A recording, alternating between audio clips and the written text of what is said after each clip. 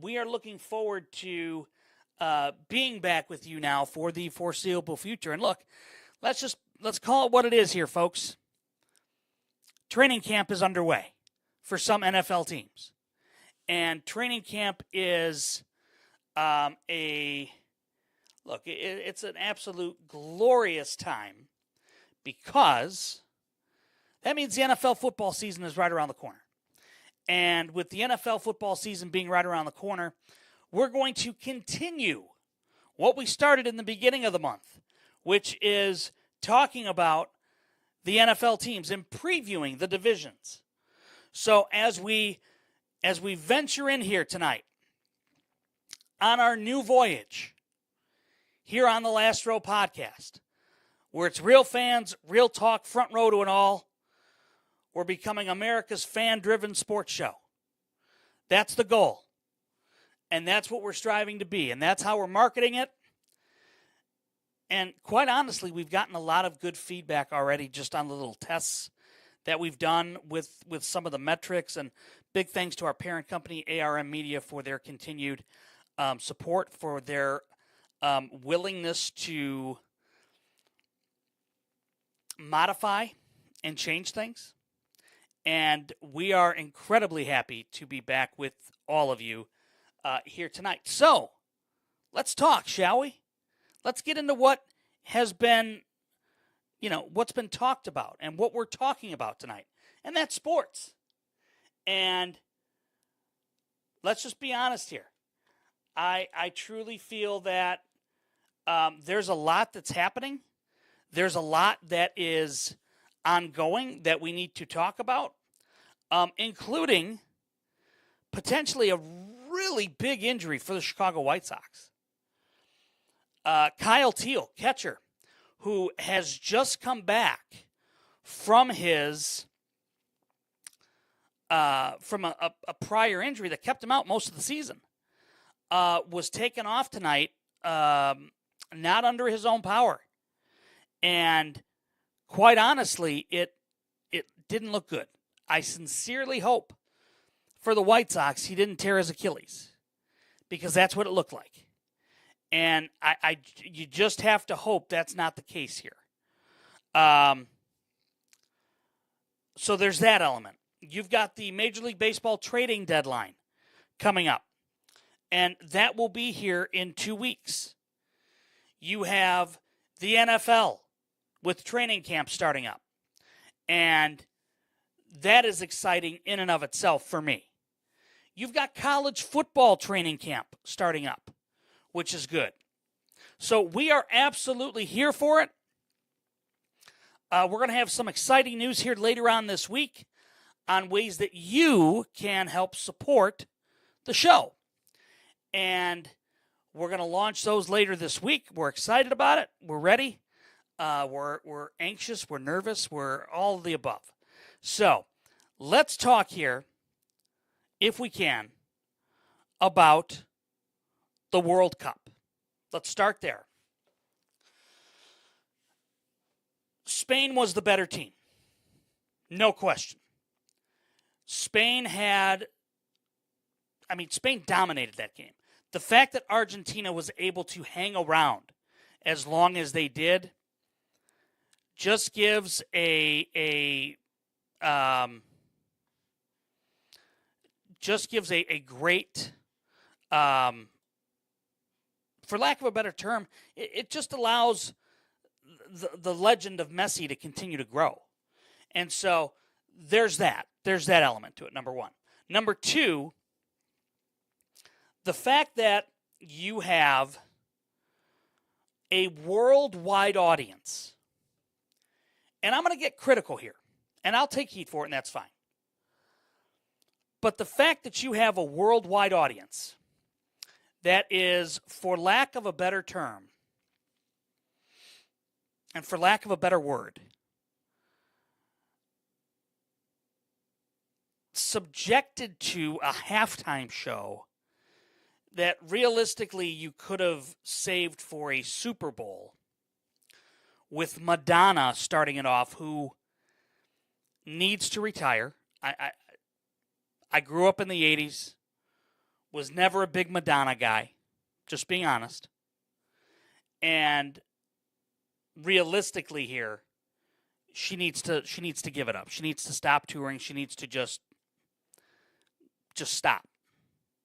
Because it's not good.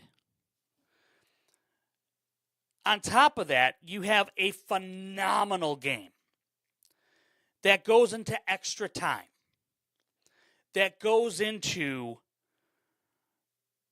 a second half of extra time. Now, granted, within the first 30 seconds of that extra time, it was all over and done with. But the fact that you have a team like Spain that at one point in the game had outshot Argentina 19-0 and still had nothing to show for it. William, good evening.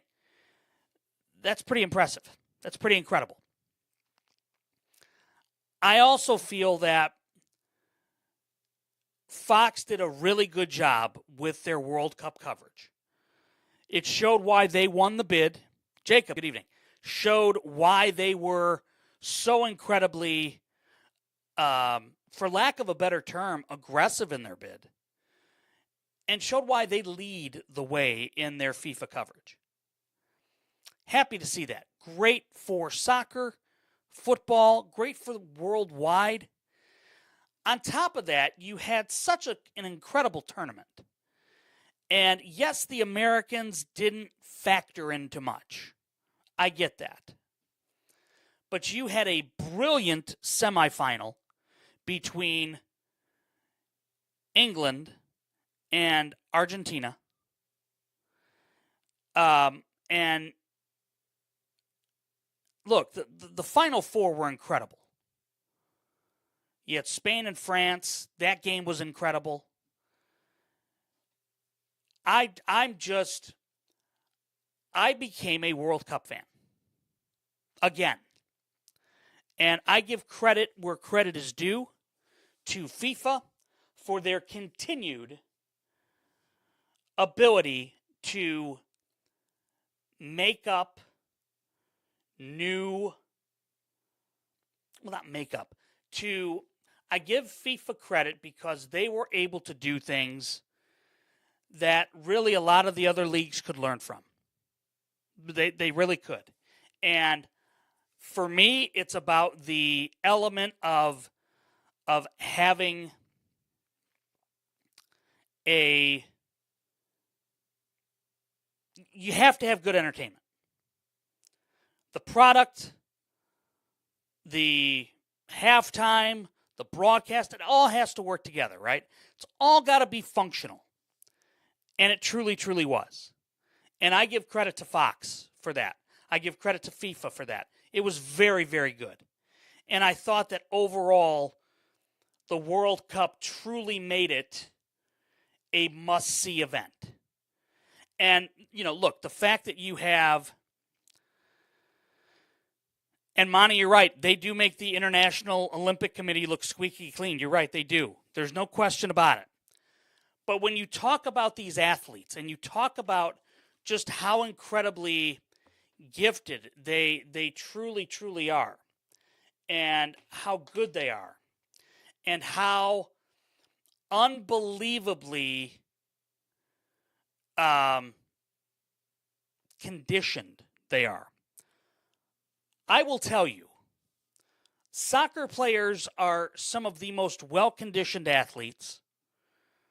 To be able to do that on a football field, for lack of a better term, for 90 minutes, getting minimal stoppages in terms of, quarter breaks, halftime breaks, so on and so forth, right? Yes, I know every other minute there's a player falling down because they got tripped. I get that. So it allows you to get your breath and whatnot. But the fact of the matter is this. When you have a great product, you have the opportunity to reach new audiences. And that's exactly what's happened here. And FIFA has done a very good job. Reagan, good evening. FIFA's done a very good job of that. There's no question in my mind that it's been very, very well done. Now, on the flip side to it, as an American, I want more. I want America in the finals. I want America represented. Not just because they've got Americans broadcasting it, not because Alexei Lawless is there. Look, if you want somebody to take over USA Soccer, I don't necessarily know if there's a better candidate than somebody that watches the tournament, who pays attention, who is passionate, who wants to see America return, like Alexei Lawless. Maybe Landon Donovan. But until the U.S. gets on another level with this, it's never going to be competitive for the men. It just never is. It never is, and it never will be. The men have to be willing to, and USA men's soccer has to be willing to go the extra mile here, to do what they have to do in order to get themselves righted. And until they do that, there's no good way to say it other than, USA Soccer has got some things to clean up. And USA Soccer has some things that they need to address in order to get on the same level. Now, apparently after the game, and it's been reported here today, there was a pretty violent clash when several Argentinian players and coaches clashed with members of the Spain team on the field. And it looked as if, footage emerged that Leandro Paredes and Molina attacked a guy. Two people, in fact. And there's no place for that, but I will say this much. If they wanted more ratings, if they wanted better ratings, if they wanted to make this thing bigger, that's the way to do it. You make it more dramatic in that regard. And I feel that overall, you've got a you had a phenomenal final. It couldn't have gone better. The only thing that would have made it better is if Messi would have scored to win it. Because then it's such a fitting way for him to go out. He was reportedly going to have "Last Dance" written on his cleats. There's talk of him potentially retiring from FIFA with this game. He wanted to go out on top. The soccer community wanted him to go out on top. And very well, he could have, but you could just tell he was so gassed. He was so done by the end of this tournament that it was just too much. Just too much for him. And again, and Reagan, you disagree with me. The final was awful. Argentina was dominated, but Spain was not clinical at all. No, look, I didn't say it was a pretty game. I didn't say that. I mean, Spain dominated. 19-0 in shots up until I think it was the first halftime of extra time. It was 19-0. Then all of a sudden it turned, within the first minute and a half, that's all she wrote. And again, with how things have been, with how this tournament was, FIFA has to be happy with it. I would think. But I will say this much. FIFA also knows that they have other things they can do to improve. And they will. There's no question. They will. I just hope that FIFA understands that there is a really good chance that in 2030 they could have a much bigger crowd depending on what the Americans do. Now, if the Americans stay static, don't make any changes, that's on them. It's absolutely on them. But if America does what they're supposed to do, if America resets, if they rebuild, then I think you've got something to look at that. You have something then.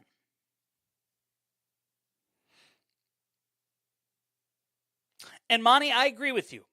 Monty makes a really good point in the chat. He says that the U.S. will never be relevant because the best athletes will go for money. And you're right, they do.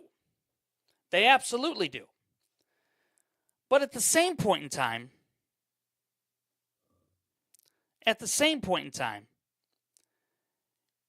if you're America and the men's national team, look, I'm sorry, this is what, the second or third straight early out you've had? That's inexcusable. And you're right, Klinsmann told them what they needed to do, and they didn't want to do it. For whatever reason. Reagan, you're right. But when you're getting criticized, quote unquote, and you're not willing to make those changes, that is absolutely a recipe for disaster. And that's exactly what America's had here with the World Cup. And look, there's no question in my mind, America wanted to have a great showing here. But the problem, they don't have the personnel. They don't have the, for lack of a better term, and I'm going to use this term, front office, if you will. They don't have the leadership to make this change at this time. So it's just something that as a casual observer, when you look at the other countries, you see what they are, what they do.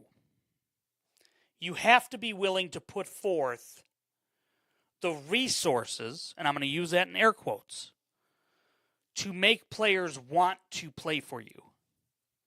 And if you don't, then you don't. And that's exactly what's happened here.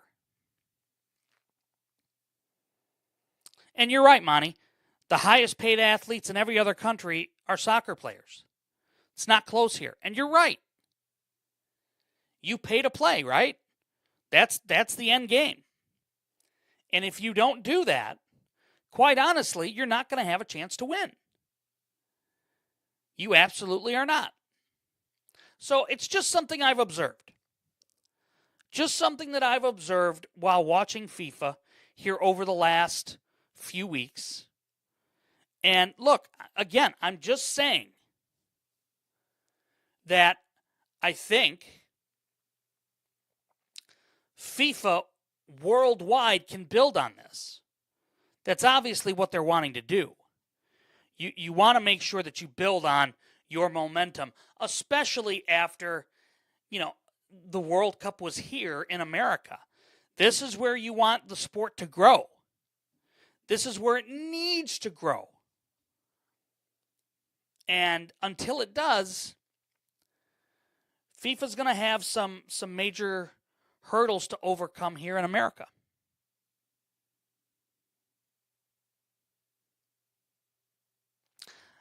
Reagan brings up a really interesting topic, and we talked about it on the show previously. I hope people didn't think Christian Pulisic wasn't actually on the level of a lot of these guys. I'm curious, Reagan, why you feel that way. I mean, he was the poster boy for the American team. He was the poster boy. He was Mr. America. Or Captain America, if I can use that movie reference. He was the one that everybody said America was pinning their hopes on. And look, he didn't show up in many of the games. Now, granted, he was hurt. There's no question about that. But, and I agree with your statement, Reagan, and I'm going to get to that here in a second. But let's be honest here.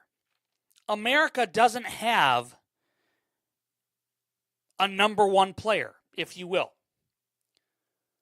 He was, quote unquote, supposed to be that, but he's not. He's absolutely not.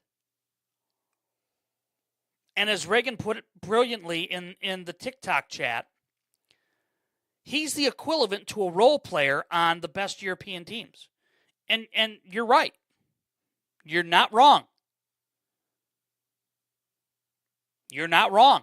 And so the United States has they've got some growing up to do. The U.S. also has to find an identity. And whether that, I think back to guys like Freddie Adu, and I mean, even Landon Donovan. When Landon Donovan was young, he was the guy to take America to the next level. And it just never happened. And while he was good for the national team, when it came to the biggest stage, he no-showed. And there's a lot of reasons for that. There's a number of reasons for it. But overall, the U.S. has got to find somebody. And I'm just concerned that the U.S. waiting another 4 years, nothing is going to change. They're going to have enough talent to beat the mediocre. But when it comes to the cream of the crop in the World Cup, they're never going to get there. They're never going to get there. All right, let's go ahead. Let's take a quick time out here. We're going to hear from our friends over at I Know a Guy Remodeling. And when we come back, we are going to start or pick up again our preview of the NFL. And apparently I don't have, wait a minute, here we go. What is going on here with our systems tonight? Can anybody tell me? Do we know what's happening over here tonight? Okay. We're going to work on that here. My engineers, if you will, are going to work on that. We're going to be right back here as we are back here on the Last Row Podcast.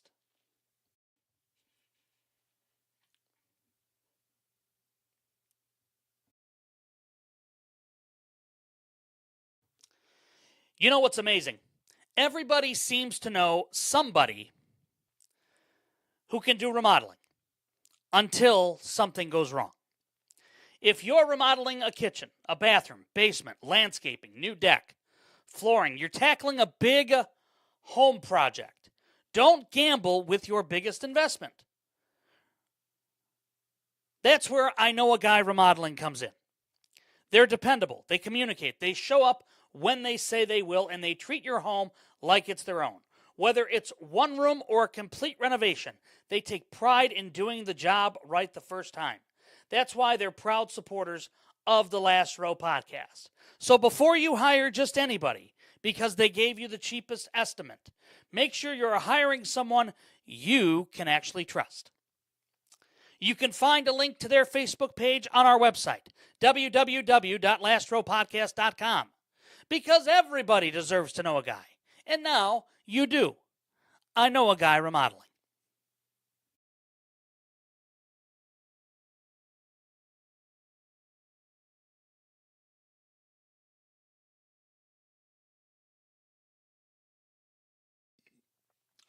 And welcome back into the Last Row Podcast, a fan's perspective on sports, where it is real fans, real talk, front row to it all.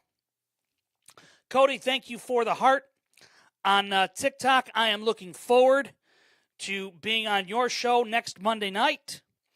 If you are one of the followers here of the Last Row Podcast, make sure you catch up with Cody, or catching up with Cody on TikTok. You can also find him on YouTube live as well. Make sure you tune in next Monday night, as I have the privilege of being on his program.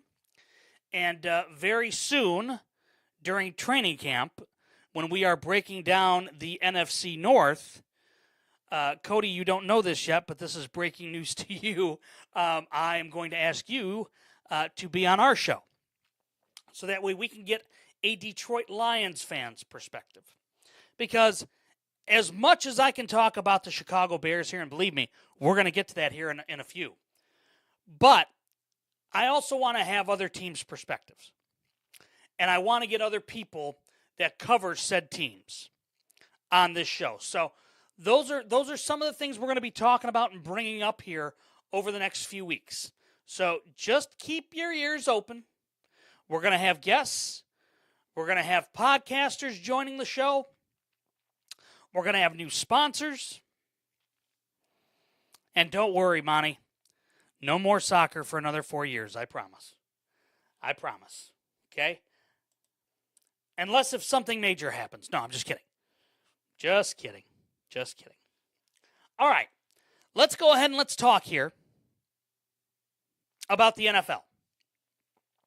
Because training camp has opened up in some instances for other teams, including the San Francisco 49ers, the Seattle Seahawks, whose rookies reported this weekend. And I will just tell you that I am incredibly excited about the NFL. I am ready for training camp. And I want to talk tonight about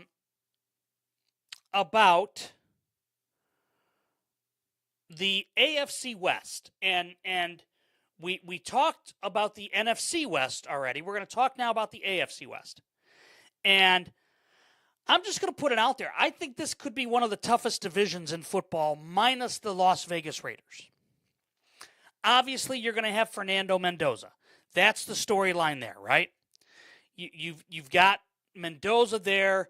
You've got first-year head coach Clint Kubiak, who is going to continue his offensive juggernaut, or try to continue that, if he can. And again, as long as they have Tom Brady as a minority owner. Now look, just because you're the greatest quarterback of all time doesn't mean that's going to translate to being the best owner of all time. And I truly believe that Tom Brady has it within his ability to get guys to play his role. He wants disrespected guys, for lack of a better term, guys that have been disrespected in the league, right? Look, Fernando Mendoza was the best quarterback in this year's draft. There's no question about it. But is he going to light the world on fire this year? I highly doubt it. Now, could Clint Kubiak get more out of him than, say, Pete Carroll? I sincerely hope so. I absolutely hope so. But there's no guarantee. And so for the Las Vegas Raiders, look, this season is just as much about as Fernando Mendoza's development as it is Clint Kubiak's development as a head coach. Now, hear me out when I say this. There's another element to the Vegas Raiders story that we have to talk about. And that element is Max Crosby. If Max Crosby is not as dialed in, or if the Raiders struggle, as quite honestly I expect them to, I mean, let's just call it what it is. Max Crosby might be on the trade market. Hell, he might be on the trade market right now. And I wouldn't be shocked because there have been reports that the Bears and Raiders have been engaged in conversations again regarding it. And I just feel, and this is just me, I just feel that, Vegas has a really young roster that's not very good yet. You've got a first-year quarterback. And realistically here, I don't know how the Raiders are going to be. Now, I will say this much. The backup for Mendoza is no slouch. It's Kirk Cousins, who, as we know, can be serviceable. But you think about Kirk Cousins, okay? You think about what Kirk Cousins brings to a team. He brings veteran leadership, right? TikToker, good evening. He brings veteran leadership. He brings a guy that can help mentor Mendoza. And look, I think ultimately Mendoza's going to start the year on the bench. I think that's probably the best thing for him. Would be to start the year on the bench. Allow Kirk Cousins to be the guy that helps mentor him. Show him how to read defenses. Show him how to be a pro. Show him what it takes to win, right? Then you've got Ashton Genty, their talented running back, who I think is going to truthfully thrive in Kubiak's offense. I really, truly do. And then that's where things get a little bit, you experience a little bit of a fallout here. Now, Brock Bowers, while he's been he's been a good tight end. He hasn't been great. He's been injury plagued so far in his young career. You've got Jalen Naylor, Trey Tucker, and Jack Beck as their first string wide receivers. That's nothing to write home about. They spent a lot of money in the offseason on Tyler Linderbaum, the best center in football. They brought him over. You've got Max Crosby right now. You've got Nakobe Dean, Quay Walker from the Green Bay Packers. You've got Eric Stokes and Darian Porter, Taron Johnson. The Raiders don't have that bad of a roster. And I think Clint Kubiak could absolutely benefit from having multiple guys be leaders, and that's exactly what he's going to do. He's going to rely on these guys to be leaders. He's going to rely on Kirk Cousins to be a locker room guy. He's going to rely on Quay Walker and Max Crosby, as long as Crosby's there, to be a leader. Now, another guy that I think is grossly undervalued is Michael Mayer, their backup tight end. Michael Mayer, to me, hasn't gotten the play that he should in Vegas, in my opinion. Now, if Kirk Cousins plays well, Monty, I agree with you. I don't think the Raiders are going to be bad. I don't think they're going to be at the top of the draft. But I also don't think they're going to be contending just yet.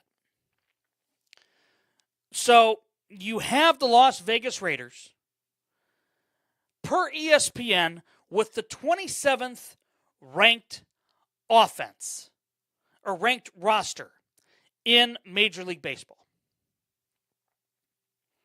That's not good. That's not a good spot to be. All right, let's continue with the AFC. And let's continue with the AFC West. And I want to talk about a team that every year gets a ton of play and gets a ton of action, okay? And gets a lot of information. and has a lot of information that always comes out of their camp, and they're a veteran squad, and that's the Kansas City Chiefs. Now, per ESPN, they've got the 12th ranked roster in the NFL. Is that accurate? I would say so. Now, the Chiefs are older.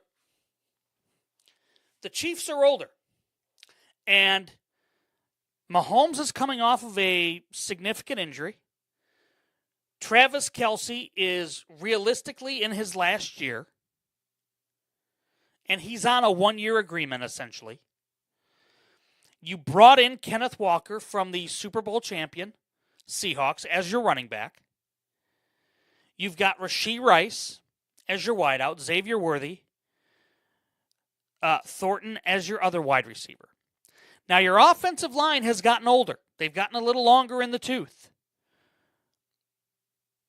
Josh Simmons, Creed Humphrey, Trey Smith. Your defensive line as well has gotten a little older. Chris Jones, Kyrus Tonga, Peter Woods.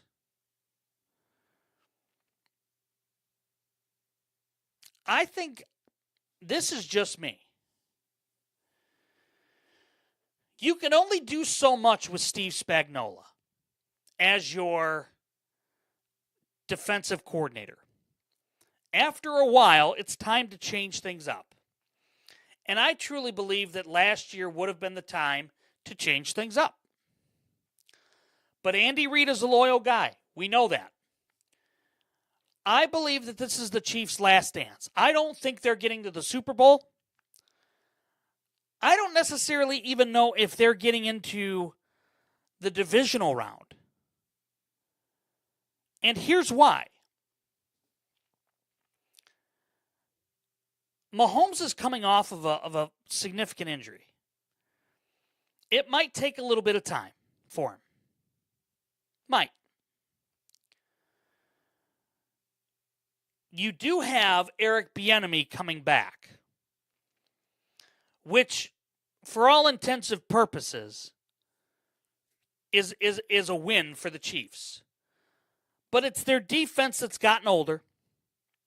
Their cornerbacks, you have Mansour Delaney, L'Jarius Sneed, who are now your corners. You've got Drew Tranquill, who is an older veteran of a linebacker. Nick Bolton. That defense is nothing to write home about. And they're going to have to rely on an aging Patrick Mahomes and an aging Travis Kelce to run that offense. And nobody in Kansas City liked Matt Nagy when he was the OC. Andy Reid still calls the plays. There's no question about it. Where Bieniemy is going to do well with Kansas City, it's quite simple. He's going to help re-energize that running attack. He did that in Chicago. He's a very good running game coordinator. No question. But he needs to get the most out of Kenneth Walker. I don't know if Kenneth Walker is necessarily going to be the guy that everybody thinks he is. I don't know if he's going to be their every down back. And the reason for that, he wasn't called on that or called to be that when he was in Seattle. It was a running back by committee between he and Zach Charbonnet. So now the question becomes, what do you do with Kansas City or for Kansas City? Time is running out. If Mahomes gets hurt, their backup quarterback is Justin Fields. If Andy Reid can't get anything out of Justin Fields, nobody can. And I don't believe they will. I'm finding it very difficult to believe that and I'm finding it difficult to look at this from any other position other than I don't believe the Kansas City Chiefs if they are fortunate enough to get a wild card, get past that round. I just don't. And I think the 12th best roster is, quite honestly, a gift. Anthony, good evening. How are you, sir?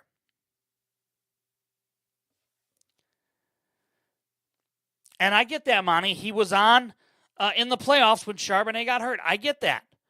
But the other part of this is, all season long, it was he and Charbonnet together. So realistically, if you bracket coverage on Travis Kelce, or realistically put one of your faster linebackers on him, that effectively wipes him out. You then have, wide receivers that are meh at best. That was one of their issues a year ago. The receivers were not good for Mahomes. Mahomes was also running for his life. You haven't done much to solidify that line. So therefore, I just feel that Kansas City is going to be in their last dance, or on their last dance, and there's a very good possibility that this is the end for the Kansas City Chiefs. Staying in the AFC West, I want to talk about a team that, to me,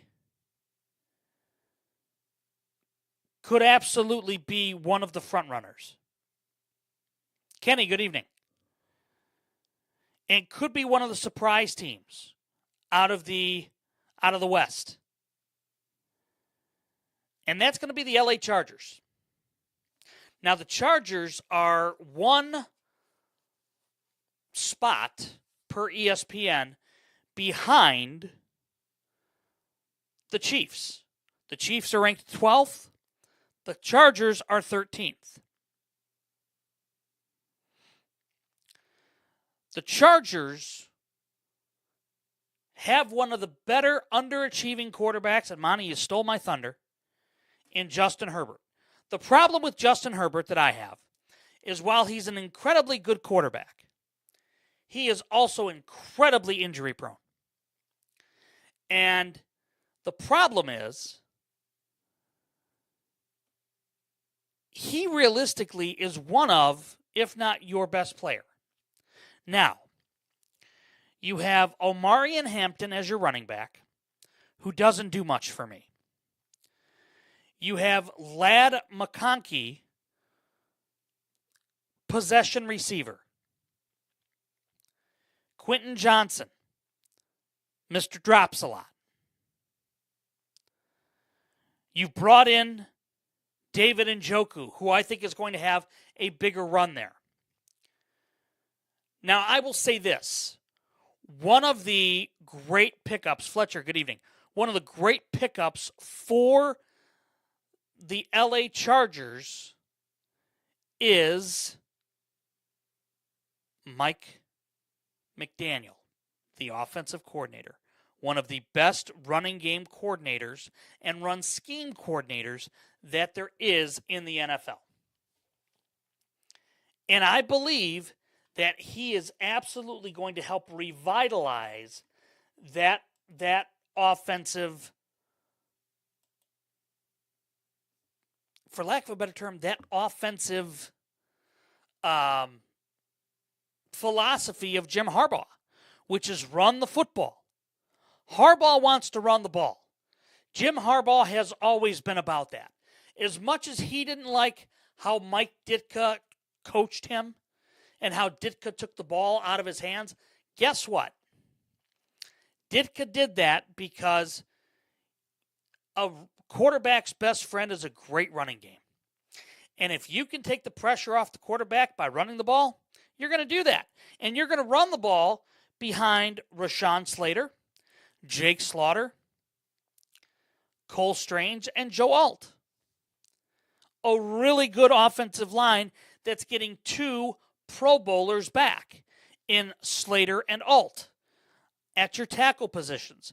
They also drafted tackles as backups, which is smart. Now, the defense is where I think things are going to fall off for the Chargers.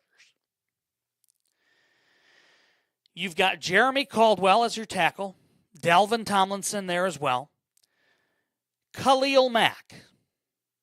Now look,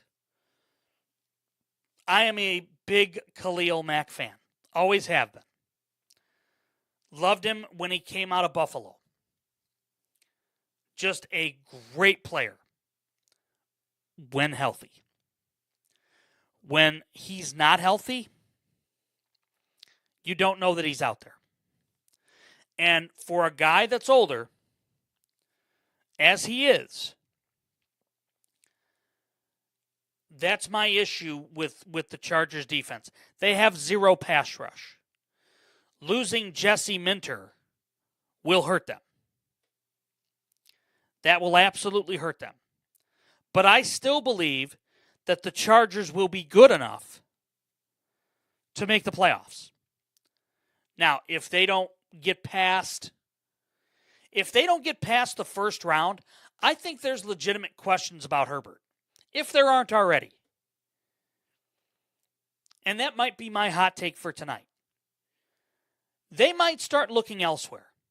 If Herbert can't stay healthy, if Herbert can't stay on the field for whatever reason, I think then that they look at that. I think that they look into it. And I think they should. If you have an opportunity to upgrade a position, why wouldn't you do so? Just saying. All right, let's talk here now about another team. And they are, to me, the class of the AFC West, and that's the Denver Broncos. And real quick scoring update, the Cubs just tied the game thanks to an Ian Happ 2-run home run in the bottom of the eighth. All right, let's talk here about the Broncos. You have one of the best offensive minds in the game in Sean Payton. You have a young quarterback whom there were reports a year ago that Sean Payton wasn't very happy with.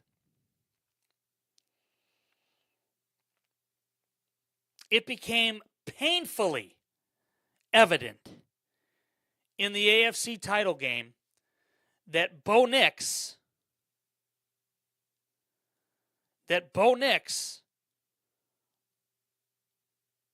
is the franchise quarterback for the Broncos. Or at least was a year ago. Now, I don't believe that he's going to be as good as he was a year ago. I think there's a lot of questions, and I think they're self-imposed. I think he's his own worst enemy. And while Bo Nix is very good, I don't know necessarily that he's the strongest part of this. I think the strongest factor for the Broncos is Sean Payton and his play calling ability. You also have J.K. Dobbins, who will be back. You got Jalen Waddle, a legitimate number one, who underachieved, in my opinion, in Miami. Cortland Sutton, Pat Bryant. You've got Evan Ingram and Adam Troutman. Really good offensive line, anchored by Mike McGlinchey, Garrett Broyles, Ben Powers, Wattenberg at center. And then you look at the defense, and the defense is getting better. And you have one of the best cornerbacks in the league in Patrick Surtain II. Really good safeties. solid linebacker play. The Broncos are going to be the class of the AFC West. There's no question in my mind. But I believe that this is a make or break year for Bo Nix. And I truly believe, and again, this is just me, I truly believe that Bo Nix, there's going to be questions this year again if he struggles. If he struggles, I think Sean Payton may make a move. And Sean Payton has no issues being aggressive. And he's got the track record to prove it. Look, he's a Bill Parcells disciple. He's going to run the football. He's going to play good defense. He's going to play to the strengths of his team. And if Bo Nix isn't the best part or the strongest part of the team, Sean Payton's going to go away from that. Sean Payton's going to go away. Monty, I agree. If Nix didn't get hurt, Denver was going to the Super Bowl. I agree with you. But there were reports last year that there were internal struggles between Payton and Nix. And it's not me just speculating that. Mike Florio talked about it at Pro Football Talk. That's why I feel good saying it. Look, if Bo Nix isn't the strength of your team, Sean Payton might not be opposed to bringing somebody else in after next year. And I agree. Again, if Nix doesn't get hurt, there's a very good chance that they're in the Super Bowl and they're getting annihilated by the Seahawks. Trust me, I don't care who it was last year. Nobody was beating Seattle with that defense. Nobody was. And I know quarterbacks don't grow on trees. I get that. I understand that. But again, quarterbacks have to be able to read defenses. Quarterbacks have to be able to stay in the pocket long enough to make plays. I think Bo Nix, and look, my sample size for him is small. I'm not going to deny that. But when I hear Mike Florio talk about how there's internal struggle about Bo Nix and how Sean Payton, who's a former quarterback in his own right, is struggling with the quarterback, then that tells me something about said quarterback. The Jets haven't had a quarterback since Chad Pennington. You're not wrong. I mean, Mark Sanchez, back-to-back AFC title games, but I think that was more defensive-based with Rex Ryan calling the defense.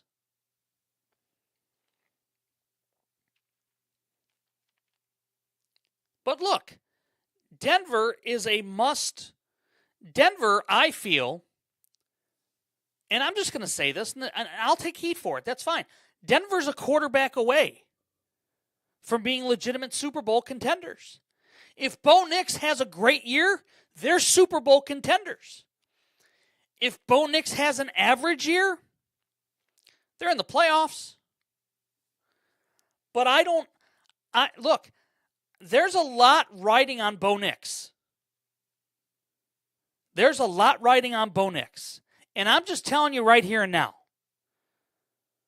for the Denver Broncos and for Sean Payton, if there's an internal struggle again, and Sean Payton is questioning Bo Nix, who are you going to trust more, Sean Payton or Bo Nix? My money's on Payton. Just saying.